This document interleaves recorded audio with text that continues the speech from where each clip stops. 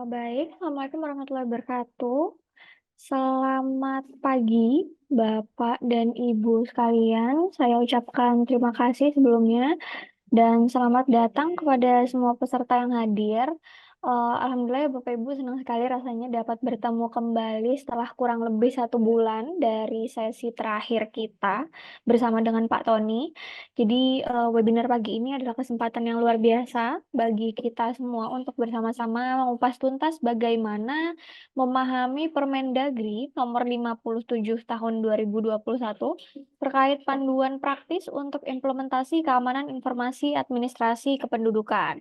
Jadi, sebentar lagi kita akan memperdalam pemahaman kita tentang, hal ini, tentang Permendagri nomor 57 tahun 2021, bersama dengan tenaga ahli kami, dalam hal ini Bapak Rahadian Bisma, yang akan berbagi pengalaman dan pengetahuannya. Sebelum saya mempersilahkan Pak Bisma pada pagi hari ini, izinkan saya memberikan beberapa panduan singkat tentang bagaimana webinar ini akan berlangsung. Jadi pertama-tama, kita akan mendengarkan presentasi dari Pak Bisma sesuai dengan topik, kemudian akan ada sesi tanya jawab, di mana Bapak dan Ibu sekalian dapat mengajukan pertanyaan dan berbagi pemikiran Bapak dan Ibu sekalian. Jadi, bisa tanya, bisa sharing, seperti itu ya Bapak Ibu, terkait, eee terkait, topik kita pada pagi hari ini, yaitu Permendagri nomor 57 tahun 2021. Kemudian, mmm, ini juga kami masih membuka ya Bapak Ibu terkait narasumber gratis secara online untuk pembahasan nilai indeks SPBE bersama tim koordinasi. Jadi nanti, kalau Bapak Ibu sekalian berkenan untuk di-breakdown per indikatornya, terkait indeks SPBE-nya begitu ya Bapak Ibu. Jadi nanti, kami akan melihat apakah penguploadan saat penilaian tahun lalu itu, secara redaksi sudah sesuai atau belum, kemudian sebetulnya siapa sih pengampu indikator per indikator, dan detail-detail lainnya. Jadi, kami masih membuka itu, jadi nanti silahkan chat kami di nomor, nanti saya coba lampirkan di kolom chat juga ya Bapak Ibu, sebelum absen. Kemungkinan nanti juga link absen akan kami share ketika, hampir akhir dari materi, seperti itu. Pak Bisma sudah siap ya, Pak, ya? Oke, siap Mbak Dia. Baik, saya rasa cukup dulu untuk pembukaan pagi hari ini. Mari kita mulai mendalami langkah tepat, bagaimana memahami Permendagri nomor 57 tahun 2021 terkait panduan praktis untuk implementasi keamanan informasi administrasi kependudukan. Kepada Pak Rahadian Bisma, kami persilakan. Oke, baik Bapak Ibu, selamat pagi. Assalamualaikum warahmatullahi wabarakatuh. Eh, Sebentar. Suara saya jelas ya Mbak ya? Jelas Pak Bisma. Oke, jadi hari ini Bapak Ibu kita ketemu lagi ya setelah sekian lama kita nggak berjumpa. Mungkin karena juga kita ketemu juga di kondisi yang luar biasa di bulan yang luar biasa di bulan Ramadan. Semoga Bapak Ibu yang menjalankan ibadah puasa juga masih dapat beraktivitas normal, masih tetap terjaga keimanannya dalam puasanya, dan juga masih bisa eh, menuntaskan nanti hingga akhir bulan Ramadan dan kita bertemu dengan hari kemenangan kita. Oke. Baik Bapak Ibu, mohon izin saya hari ini mendapatkan tugas dari teman-teman tadi, Mbak Dia dan teman-teman untuk menjelaskan seperti apa sih Permendagri nomor 57 tahun 2021 dan eh, bagaimana sih penerapan keamanan informasi berdasarkan ISO 2701 gitu ya. Saya mau izin share screen. Sudah bisa share sebelum ya Mbak ya? Sebentar. Oke.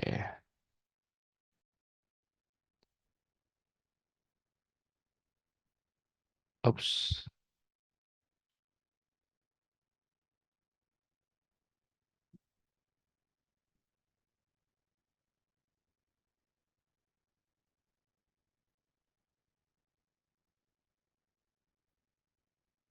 Oke, ini ya.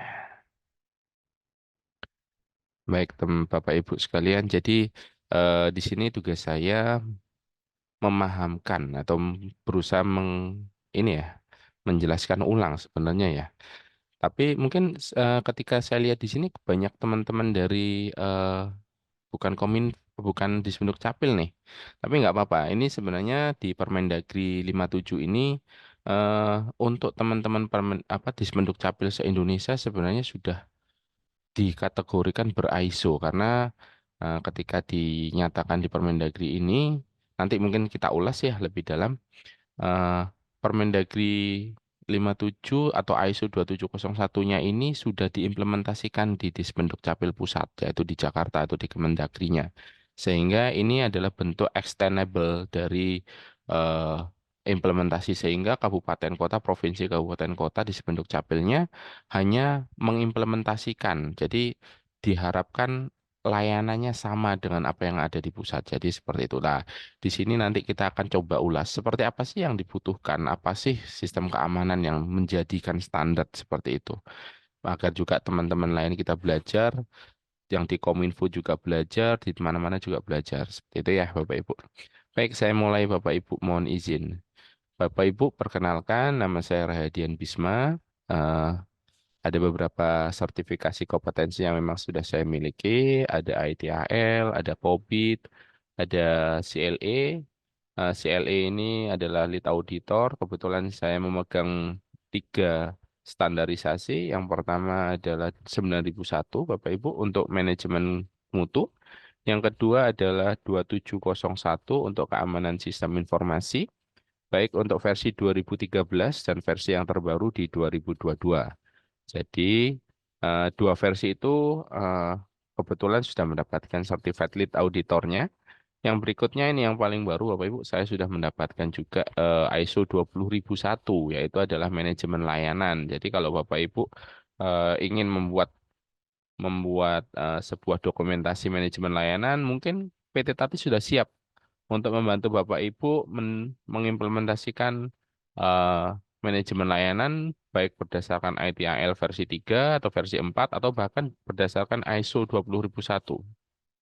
Atau Bapak Ibu ingin mendaftarkan lembaganya atau ingin dibantu agar lembaganya bersertifikasi ISO 20001 itu bisa kami bantu. Selanjutnya kebetulan kami juga bersertifikasi CEH Bapak Ibu, jadi berkaitan dengan keamanan, jadi seperti itu. Saya latar belakang saya S2 Bapak Ibu di ITS, kebetulan mengambil tema e-government dan teknologi adoption. Saat ini saya sebagai dosen di Universitas Negeri Surabaya dan beberapa membantu kementerian. Sampai saat ini saya masih menjadi tenaga ahli Kemendagri Bapak Ibu sebagai tim pengembang SIPD ya. Tapi hari ini kita nggak bahas SIPD ya Bapak Ibu ya. Please tidak membahas SIPD dulu. Nanti kalau ada yang komplain lemot, komplain ini mohon bersabar. Jadi eh, saya mention sedikit teman-teman di network, teman-teman di SIPD, baik RI, baik yang baru yang penatausahaan, saat ini sedang bekerja keras karena load-nya memang cukup tinggi.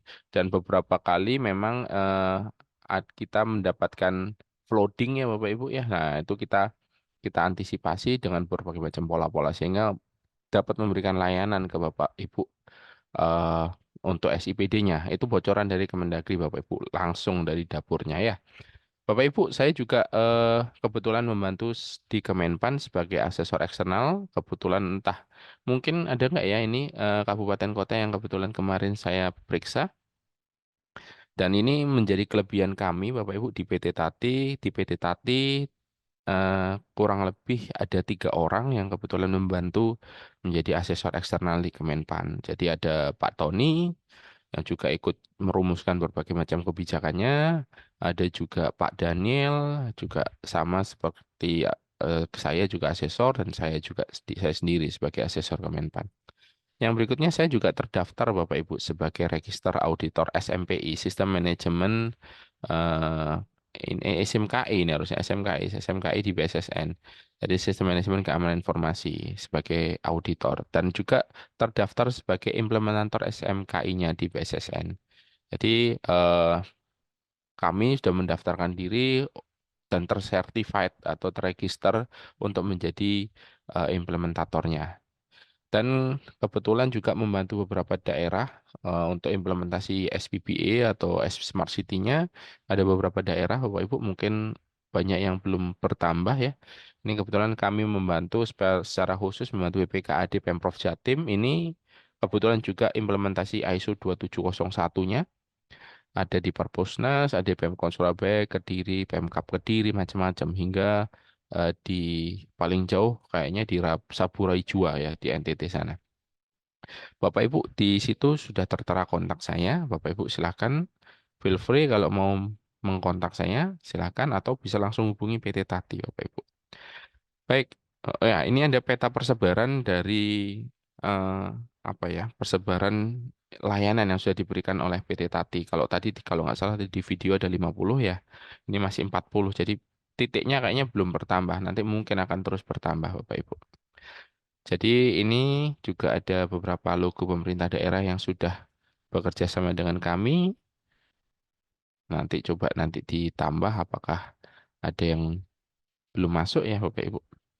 Baik Bapak Ibu, eh kita akan membahas dulu latar belakang SMKI-nya seperti apa dan ini juga akan ada hubungannya dengan yang ada di Indonesia. Jadi pertama latar belakangnya adalah International Organization for Standard or International Electronical Commission 2701, ISO IEC 2701 dan kebetulan juga sudah ada SNI-nya Bapak Ibu. SNI Standar Nasional Indonesia yang berhubungan dengan 2701 namanya dan kodenya sama. Sama-sama 2701-nya.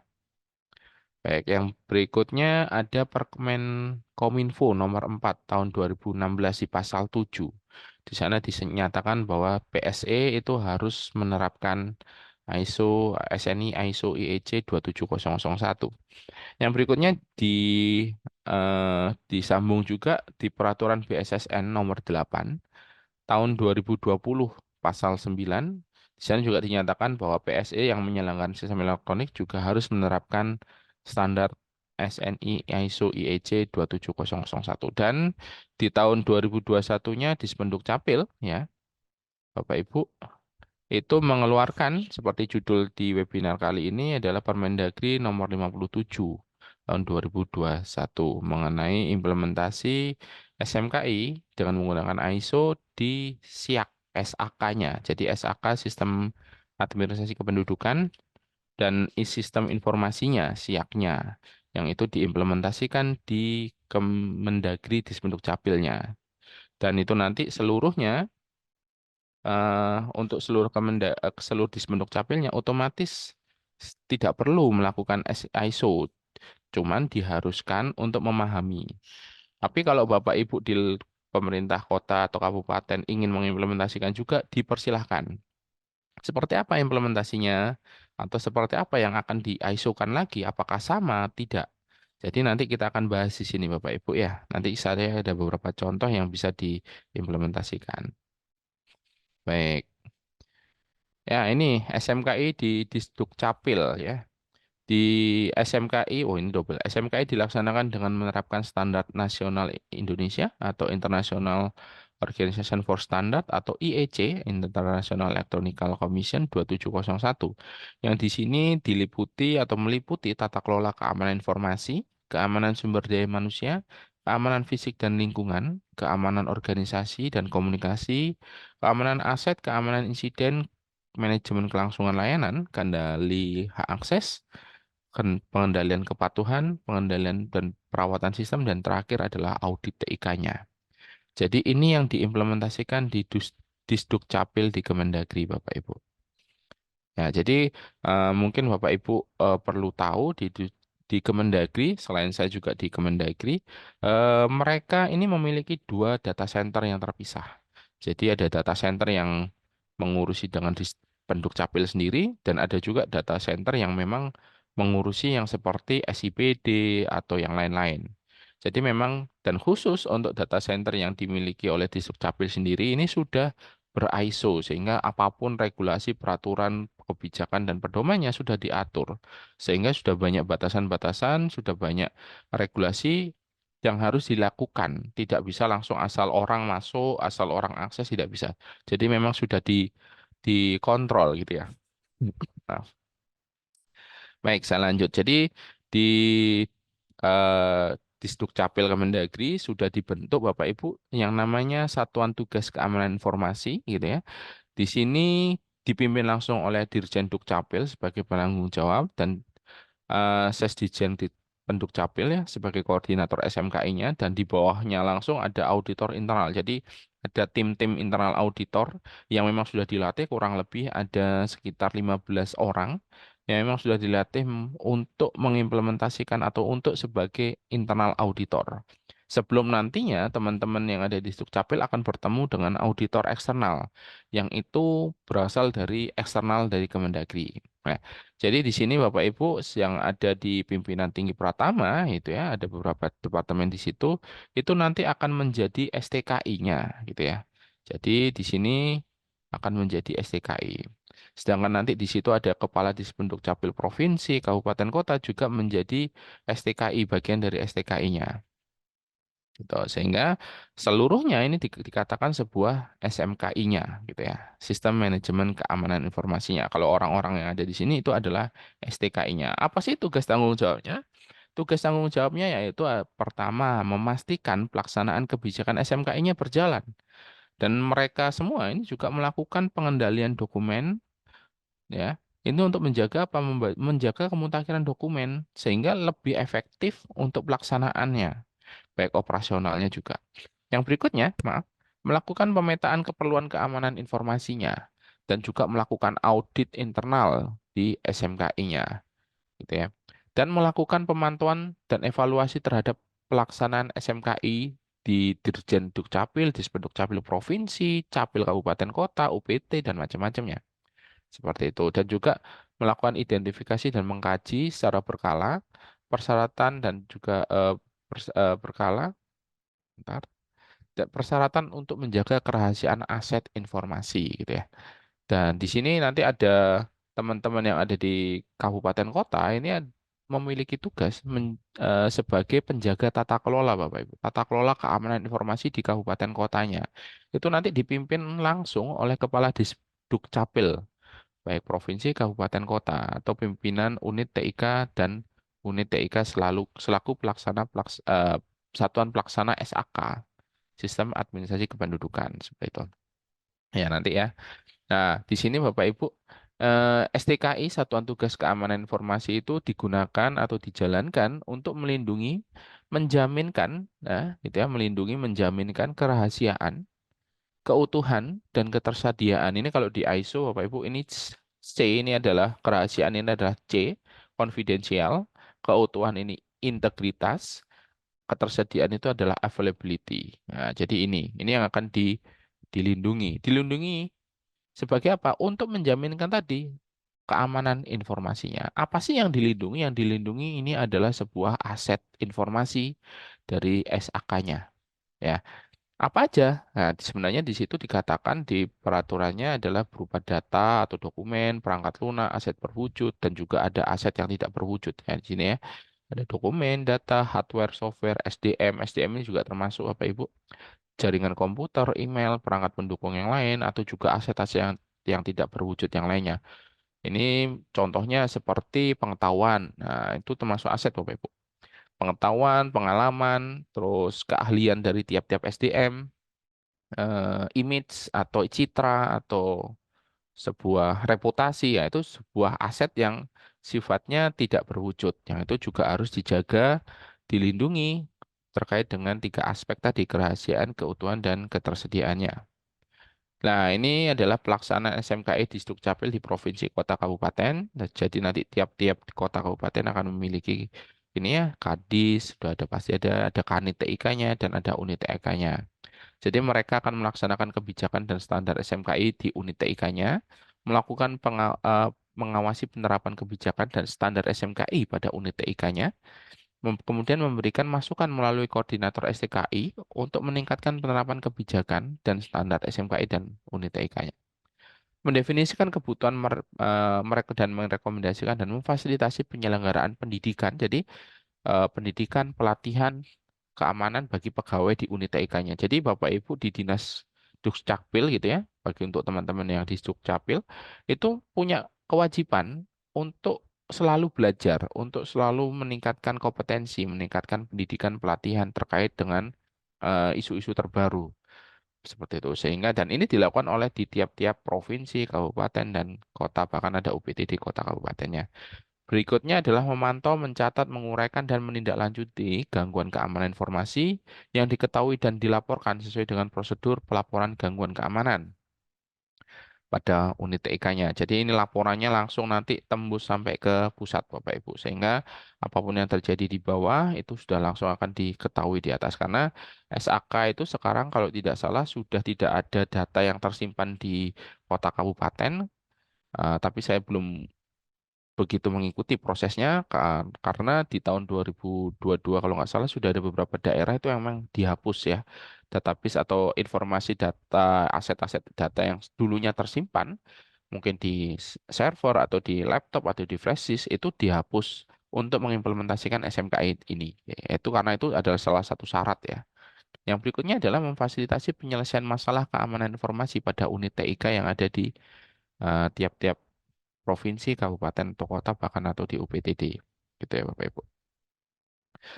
Nah ini ada tanggung jawab yang tadi yang seperti saya katakan melaksanakan kebijakan hingga menyelesaikan masalah keamanan informasinya. Saya lanjutkan untuk tanggung jawab kanit TIK-nya. Jadi kalau tadi kadisnya, yang ini adalah kanit TIK-nya. Kanit TIK memiliki tanggung jawab melaksanakan kebijakan dan standar SMKI-nya untuk pengamanan aset TIK atau aset SAK-nya yang untuk eh, berjalannya siaknya. Yang kedua adalah mengawasi penerapan kebijakan dan standar SMKI-nya, mengamankan aset informasi di SAK-nya.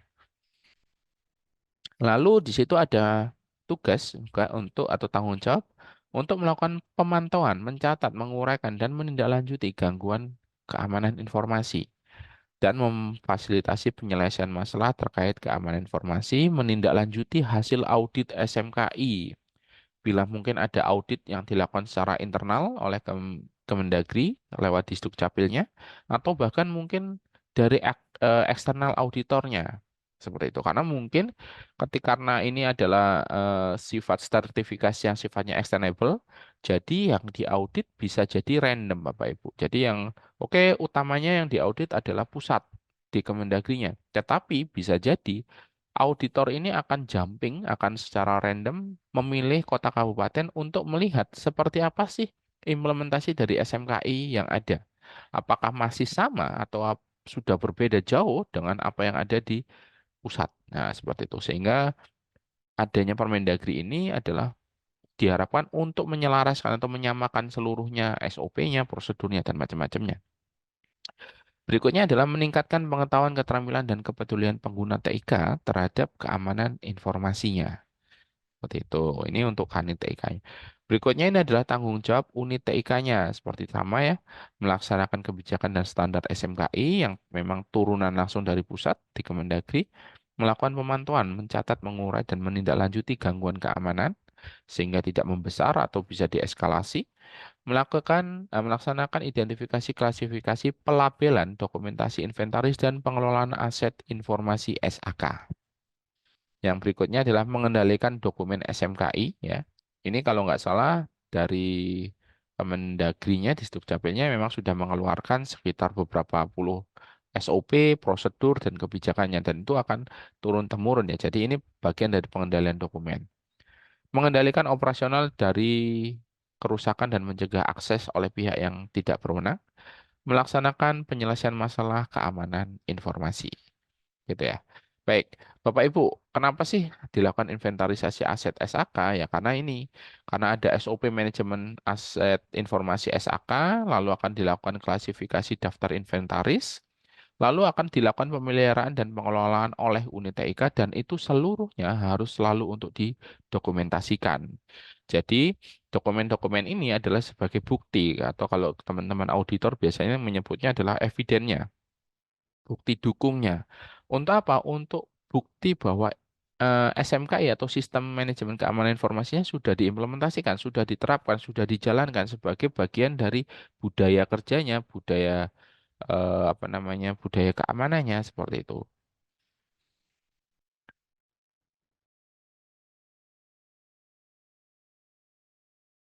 Baik, Bapak Ibu, ini lingkup SMKI di Disduk Capilnya. Yang pertama adalah keamanan sumber daya manusia seperti yang tadi saya sampaikan teman. Yang berikutnya adalah manajemen aset, kendali atau hak akses. Ini mungkin untuk masuk ke pusat datanya atau akses datanya seperti itu. Keamanan fisik dan lingkungan ini berkaitan juga bagaimana penempatan data center, bagaimana area di luar data center, macam-macam ini juga diatur di sini. Ada juga keamanan operasional dan bagaimana cara berkomunikasi selama menjalankan sebuah SAK atau siaknya, dan juga bagaimana perawatan sistem itu juga diatur di dalam SMKI-nya. Sehingga ini semua ini sebagai di pusat ini melakukan sebuah tata kelola keamanan informasi dan melakukan juga manajemen insiden keamanan informasi, manajemen keberlangsungan layanan, pengembangan sistem, pengendalian kepatuhan dan melakukan audit TIK-nya. Ya, baik Bapak Ibu, saya jelaskan di sini saya jelaskan mengenai apa sih aset informasi. Apa itu informasi? Ya, Bapak Ibu, aset informasi itu adalah sesuatu ya, bisa berupa data yang memiliki nilai atau value, bisnis dan operasional bagi sebuah organisasi. Informasi itu adalah aset juga, Bapak Ibu, seperti aset penting lainnya yang memiliki nilai bagi suatu organisasi sehingga perlu diamankan. Perlu diamankan dari apa? Ini bentuknya ada networknya, ada pihak ketiganya, ada aplikasinya, ada SDM-nya, ada bentuk papernya atau dokumennya, ini semua harus diamankan. Kondisi-kondisi ini mengharuskan atau diharapkan tingkat keamanannya dijaga. Nanti akan ada sedikit perbedaan ya antara mungkin yang lagi tren juga sekarang adalah keamanan data privasi ya. Nanti mungkin Bapak Ibu jangan sampai bingung apa sih bedanya data keamanan informasi dengan keamanan data informasi pribadi atau information privacy gitu ya. Itu nanti ada peraturannya sendiri dan ada ISO-nya sendiri, Bapak Ibu. Nanti kalau sempat coba kita ulas sedikit ya. Baik, Bapak Ibu. Ini ada siklus hidup informasi. Informasi itu ada beberapa siklus hidupnya. Yang pertama ada create, store, proses, transfer, dan hingga delete.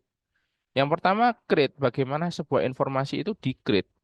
Bisa dibuat melalui hard copy, mungkin berupa formulir, dokumen, atau blanko, atau apapun.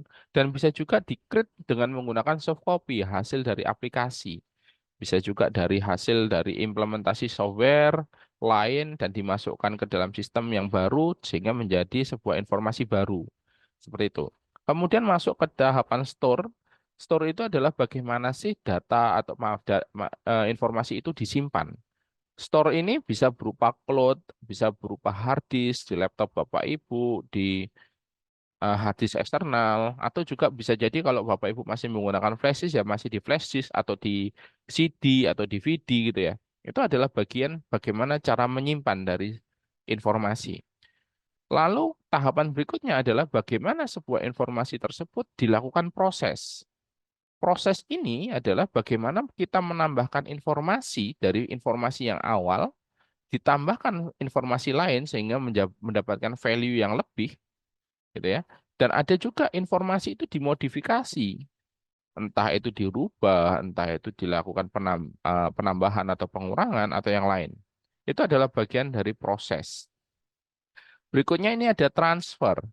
Transfer ini yang mungkin memang harus menjadi sebuah concern ketika kita melakukan pengamanan informasi karena kita tidak bisa mengontrol secara penuh. Karena informasi tadi ya seperti saya katakan tadi ini bisa di-store di cloud, di hard disk, di flash disk, di email Bapak Ibu mungkin ya, atau sudah diproses dan ini ditransfer. Transfernya bisa jadi melalui email, network, atau aplikasi, atau API, atau juga bisa menggunakan cloud share ya.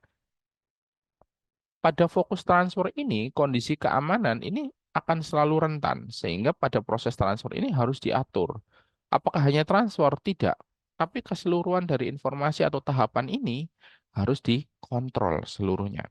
Tahapan berikutnya atau frase berikutnya adalah tahapan delete. Delete ini adalah bagaimana kita menghapus informasi yang sudah tidak berlaku, sudah tidak